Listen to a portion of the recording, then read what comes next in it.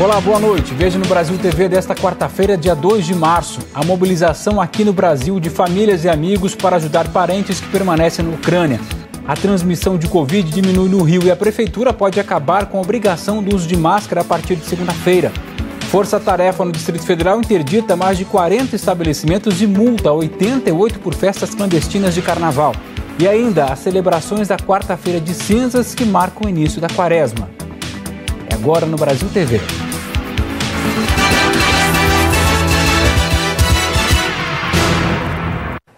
Já são 7 dias de bombardeio na Ucrânia e essa guerra no leste europeu mobiliza e preocupa famílias e muitas famílias de brasileiros que vivem por lá. Hoje de manhã teve um protesto na Embaixada da Ucrânia em Brasília e cidadãos ucranianos contra a guerra.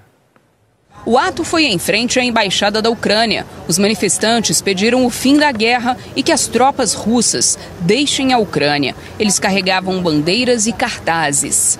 O grupo foi recebido pelo encarregado de negócios da Embaixada, Anatoly Tikak. Ele disse que o governo da Ucrânia está disposto a negociar. Nós estamos abertos às negociações, só que essas devem ser negociações e não os ultimatos da parte russa.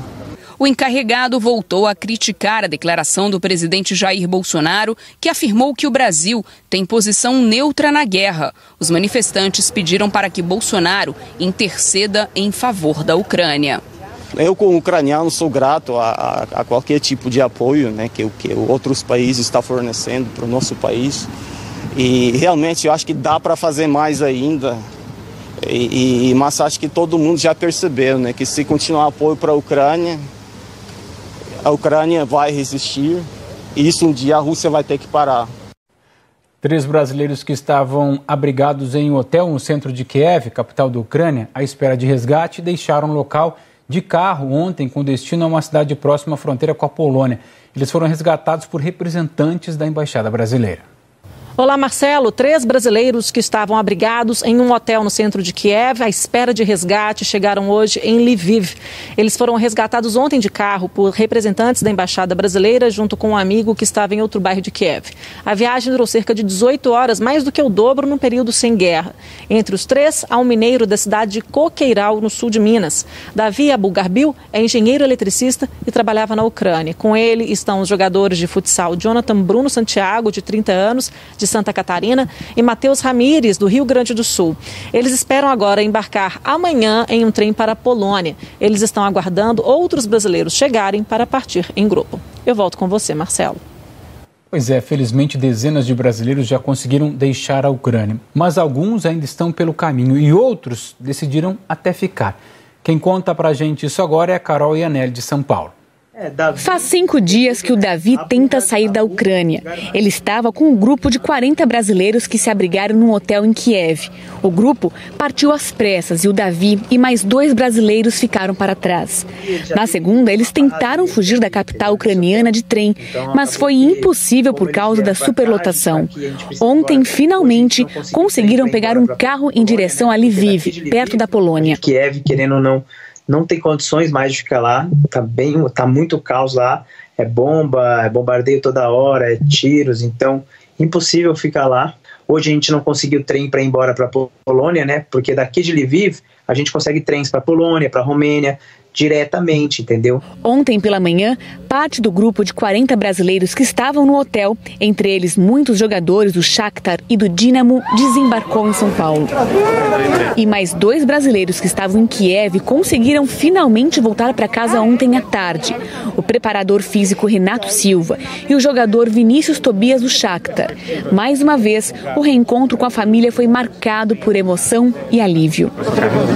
A todo momento foi difícil lá, né? Porque a gente estava passando por muita dificuldade, tinha criança, mas todo mundo estava junto lá e deu tudo certo. Renato chegou no dia em que o filho caçula completava 1 ano.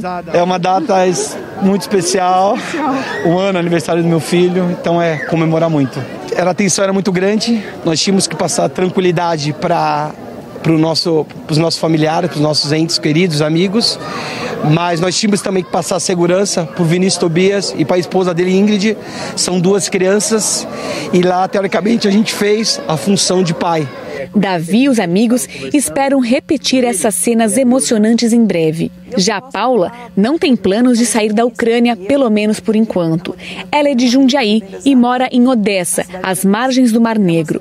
Decidiu continuar ao lado do marido ucraniano, que não pode sair do país, e compartilha vídeos nas redes sociais para manter a família e os amigos informados. A gente tem que encontrar uma maneira de seguir com a vida, sabe? O meu marido ainda trabalha. Ele trabalha home office como programador para uma empresa de Hong Kong. E ele tem que, diante disso tudo, encontrar foco para trabalhar. A guerra entre russos e ucranianos pode trazer reflexos ruins para o negócio brasileiro, principalmente no que diz respeito à importação de insumos e fertilizantes. Maior produtora de grãos na Bahia, a região oeste já está em alerta. A incerteza em relação à invasão da Rússia na Ucrânia traz um impacto real na economia. O Brasil está mais distante dos parceiros comerciais da Rússia e da Ucrânia, mas os reflexos da guerra poderão ser sentidos aqui no campo. Um dos maiores impactos pode acontecer no preço dos fertilizantes, que pode impactar também no valor final dos produtos cultivados. Os produtores brasileiros importam 60% dos fertilizantes usados nas lavouras, como nitrogênio, fosfato, ureia e o potássio. A Rússia detém 20% da produção mundial só do potássio, principal adubo usado na soja, milho e algodão brasileiros. Só na Bahia são 360 mil toneladas de potássio por ano, para atender quase 2 milhões de hectares cultivados. A quantidade utilizada nas lavouras é maior do que o potássio produzido em todo o Brasil. Por isso, a necessidade de importação. Para o vice-presidente do Sindicato dos Produtores Rurais, de Luiz Eduardo Magalhães, o reflexo no aumento dos preços se juntam às altas dos insumos nos últimos 2 anos por conta da pandemia. Preocupados com a colheita atual, a maior parte dos produtores ainda não comprou os insumos para a próxima safra. Não sei o adubo porque a gente nós já tínhamos feito pedido. Vamos ver se essas empresas honram, né? Eu creio que sim. Normalmente a empresa honra o pedido. Quem comprou antes, então, está mais tranquilo. Está mais tranquilo. Agora, quem vai comprar vai enfrentar os reflexos da guerra. Outra preocupação é a falta de estoque mundial de alimento, o que ajuda a encarecer o produto. O mundo não tem estoque de alimento. Antigamente trabalhava-se com estoque de alimentos. Hoje não tem mais estoque. Então o mundo trabalha com o que produz. Por isso que quando dá uma estiagem, tudo sobe, vai lá em cima, porque não há estoque. Para o assessor de agronegócios da AIBA, Associação dos Agricultores e Irrigantes da Bahia, o momento é de cautela e de planejamento. A gente pode ter aí preços elevados, o que gera um custo de produção muito alto lá na frente, na nossa próxima safra. E um cenário ainda pior é a gente não ter esses insumos para produzir, o que seria muito mais grave. Vamos falar agora de um caso de agressão de policiais militares em Florianópolis contra um morador de rua.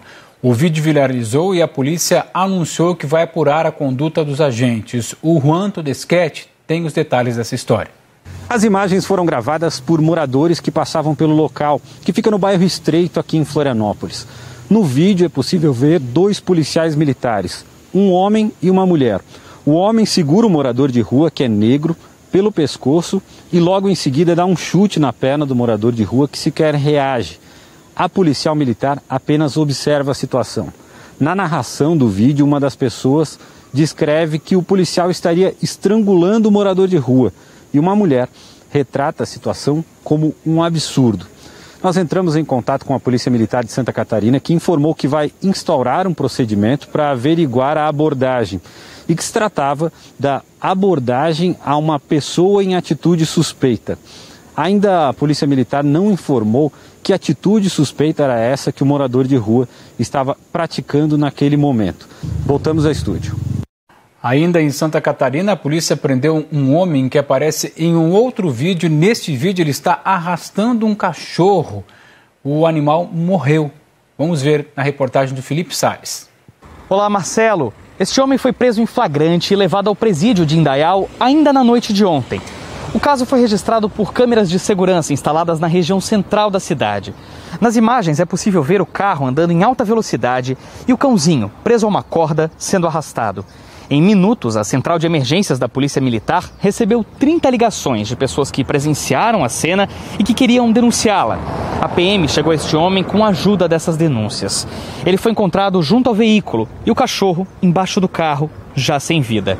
Bombeiros militares chegaram a ser acionados para remover o animal dali. De acordo com o relato da ocorrência, esse homem resistiu à prisão e os policiais militares tiveram que usar de spray de pimenta e também de força física para desorientá-lo e algemá-lo. O delegado Flávio Silveira, da Polícia Civil de Indaial, assumiu as investigações. Ele não pôde gravar entrevista, mas por telefone disse que esse homem confessou em depoimento ser o dono do animal, mas que disse também não lembrar de tê-lo prendido ao veículo.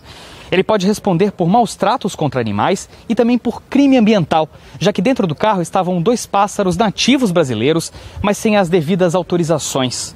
Ainda na manhã de ontem, esse mesmo homem também já tinha se envolvido em uma outra ocorrência policial. Ele havia ameaçado um vizinho com uma faca. Nesse caso, ele assinou um termo circunstanciado e foi liberado logo depois. Felipe Salles para o Brasil TV.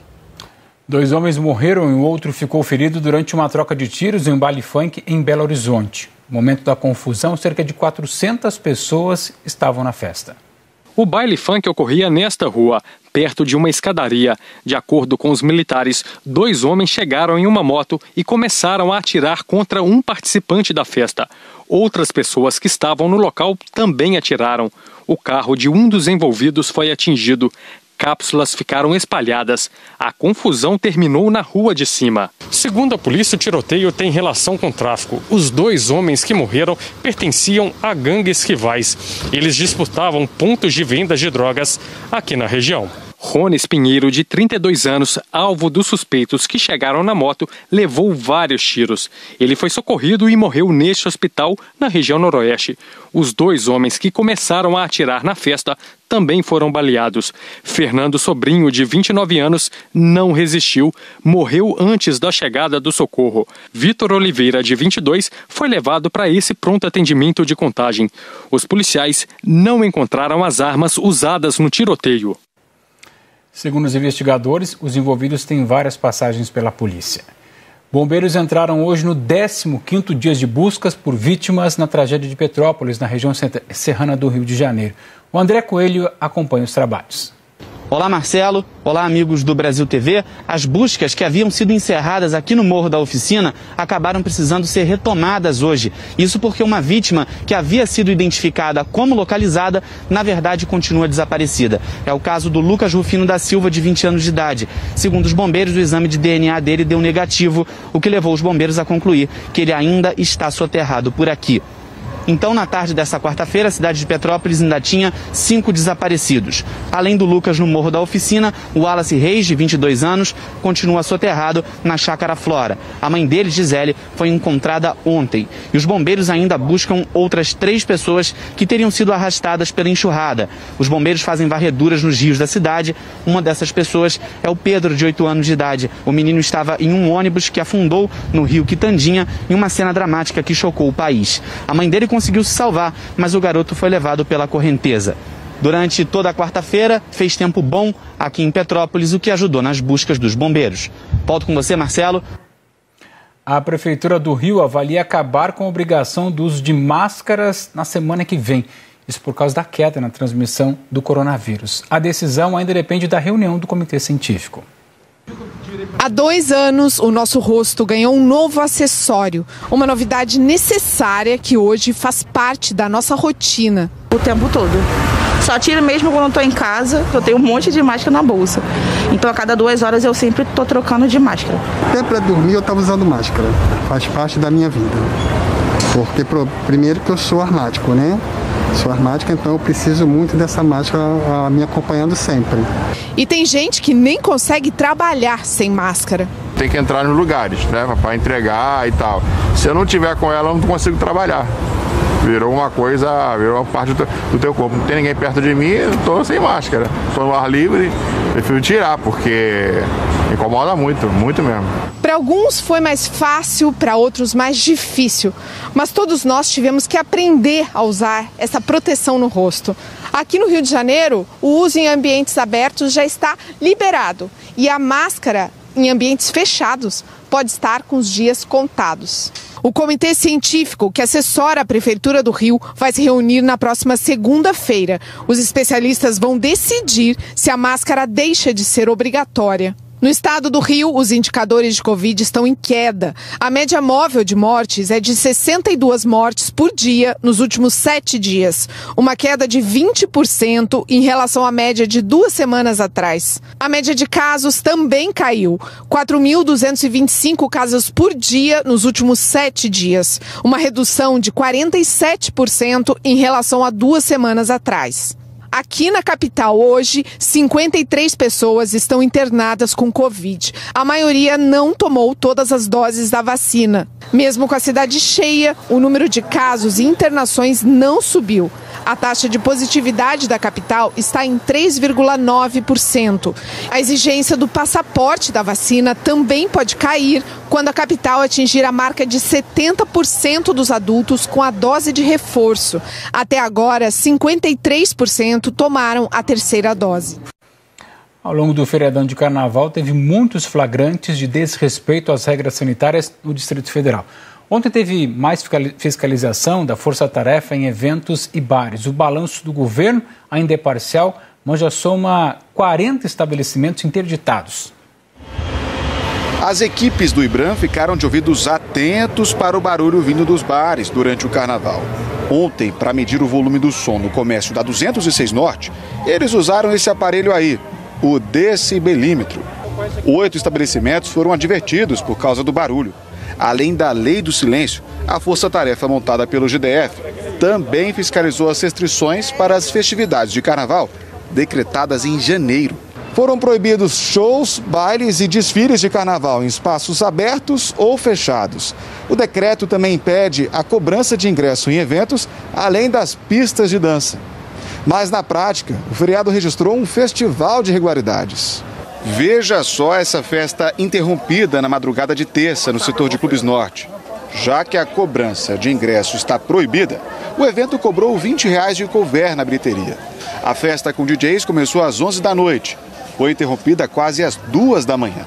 O clube teve que fechar as portas e os organizadores levaram multa de R$20 mil. Em Santa Maria, outra festa interditada e multada. De longe dava para ver o galpão com jogo de luzes. E também a pista de dança. Na hora da interdição, a música foi desligada. As pessoas, algumas fantasiadas, estavam sem máscara. Todo mundo teve que ir embora. No plano piloto, esse bloquinho clandestino foi na Praça da Galeria dos Estados, passagem subterrânea no começo do Eixão Sul. Repare na quantidade de foliões. São centenas de pessoas, a maioria sem máscara. A APM foi chamada e pouco tempo depois a força-tarefa do GDF dispersou a aglomeração. Os fiscais apreenderam inclusive os instrumentos musicais. Era o segundo dia seguido de festas sem autorização. Pelos números mais recentes, 17 estabelecimentos foram fechados, 88 foram multados e 40 interditados. A fiscalização flagrou 126 motoristas sem habilitação e 8 veículos foram apreendidos. E a quantidade de ocorrências policiais já passa de 500. O governo de Pernambuco anunciou hoje novas flexibilizações em relação a eventos em todo o estado. A Lilian Oliveira tem as informações. As novas medidas de flexibilização começam a valer hoje, dia 2 de março. O governo do estado liberou os eventos sociais e esportivos com uma nova capacidade de público. Para os eventos abertos, 3.000 pessoas. Para os eventos fechados, 1.500 pessoas. É obrigatória a apresentação do passaporte vacinal. E para os eventos com mais de 500 pessoas, será exigido também o exame negativo da Covid-19. Os restaurantes podem funcionar com até 80% da capacidade do ambiente. E os cinemas, teatros, museus e circos podem receber até 1.500 pessoas ou 70% da capacidade do ambiente, aquilo que for menor. O governo disse também que essa flexibilização só foi possível devido à queda nos indicativos da Covid-19. Veja a seguir o resgate da carcaça de um barco que afundou em outubro do ano passado, no Rio Paraguai.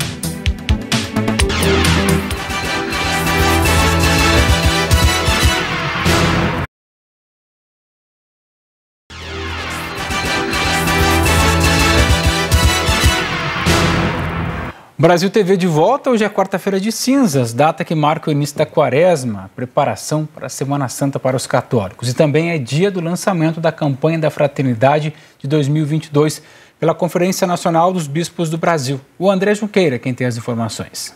Oi Marcelo, a gente está aqui em Belo Horizonte e o dia de hoje está sendo de muita celebração para os fiéis da Arquidiocese da capital mineira. A quarta-feira de cinzas marca o início do tempo da quaresma, a preparação para a Semana Santa. As cinzas, na simbologia católica, representam a fragilidade humana. É o apelo para a conversão. O momento é de reflexão, oração, penitência e caridade. As igrejas de BH estão realizando missas durante todo o dia de hoje. Aqui na paróquia de São José, já houve celebrações na parte da manhã e há previsão de mais missas durante a tarde e também à noite. O dia ainda marca a abertura da campanha da Fraternidade. O tema desse ano é Fraternidade e Educação. De acordo com a CNBB, a realidade dos dias de hoje, marcados pela pandemia, conflitos, distanciamentos e polarizações, fez com que esse tema, a educação, recebesse esse destaque, Marcelo. A gente volta com você. Em Corumbá, um barco que naufragou em outubro do ano passado, durante um temporal, matando 7 pessoas, foi resgatado do Rio Paraguai. O barco Carcará já está ancorado em um estaleiro na cidade de Ladário. O trabalho de retirada da embarcação do fundo do Rio Paraguai durou pouco mais de 80 dias. A estrutura de 6 metros de altura e 23 metros de comprimento ficou bem danificada após o acidente e o longo período submersa. Foram mais de 20 pessoas envolvidas na operação de retirada e cerca de 120 metros de cabos de aço utilizados para desvirar o barco com a ajuda de rebocadores e depois transportá-lo até a cidade. Os donos da embarcação ainda não definiram o que deve ser feito com a estrutura que restou. A operação de retirada começou 45 dias depois do acidente, ainda no ano passado, após a contratação da empresa responsável e a aprovação do plano de trabalho pela Marinha. Na época, o Rio Paraguai estava em um dos níveis mais baixos já registrados e a embarcação ficou presa no leito do rio. A elevação do nível das águas ajudou no processo de retirada. O acidente com o Carcará foi em meio a uma forte tempestade que encobriu boa parte de Mato Grosso do Sul em 15 de outubro do ano passado. 21 pessoas estavam a bordo quando a embarcação virou. 7 morreram, sendo 5 turistas de Rio Verde, Goiás, e 2 vítimas de Corumbá. Eram 2 funcionários do barco, entre eles o comandante. A Capitania Fluvial do Pantanal, que investiga as causas e responsabilidades do acidente, informou apenas que não vai se manifestar no momento. De Corumbá e Mato Grosso do Sul, Lucas Leles para o Brasil TV. E a gente encerra o Brasil TV de hoje com uma história de uma cadela que é mascote do batalhão da Polícia Militar no Distrito Federal. Ela tem até o nome de uma personagem famosa de novela. Dá só uma olhada. Carminha não tem patente, mas os policiais se curvam para ela. Conhece já todo mundo, quando chega os carros ela vai acompanhando, né? A espera descer do carro. Depois de brincar bastante, a cadela tem lugar garantido no alojamento. Aí, vai, sobe. Aí, neném. O sargento Carlos é o PM preferido de Carminha. E na hora que ele vai embora, pode olhar no retrovisor que a companheira está lá. Eu fico coração partido, que eu vejo no retrovisor e olho ela sentadinha me olhando, dizendo assim, praticamente, não vai embora, fique comigo. A Carminha chegou ao quartel em 2012, justamente quando a novela Avenida Brasil estava no ar. E por isso ela recebeu o nome da personagem principal. E os PMs dizem que as duas são meio parecidas. Eu acho que conquistar ela é um pouco gradativo, assim, né? É uma relação mesmo de sentimental, né? Mas o principal papel da Carminha é deixar a missão policial um pouco mais leve. E meu sentimento por ela é muito de apreço, muito de carinho, porque os animais eles não precisam de nada mais do que carinho e assim, uma atenção maior, que eles transformam a gente, às vezes você está até depressivo, assim, às vezes pensando em alguma coisa, ela chega, abanando um rabo, aí você já esquece tudo e vai normal a vida. O O Brasil TV fica por aqui, te lembrando que outras notícias no Jornal Nacional às 8h30, horário do Brasil. Para você uma boa noite e até amanhã. Valeu, Felipe. Obrigado.